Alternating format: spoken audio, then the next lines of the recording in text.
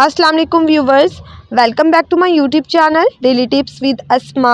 शाकरा नाम का शुमार लड़कियों के नामों में होता है। शाकरा एक इस्लामी नाम है। शाकरा नाम की इब्तदाई तारीख उर्दू ज़बान से निकलती है।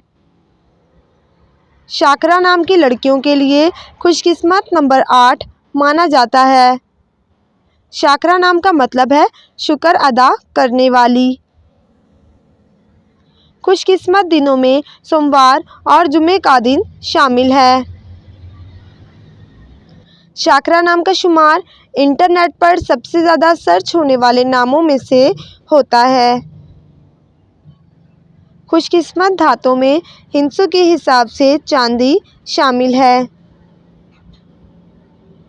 शाकरा नाम के अफराद के लिए मुआफिक रंगों में नीला और सब्ज़ रंग शामिल है।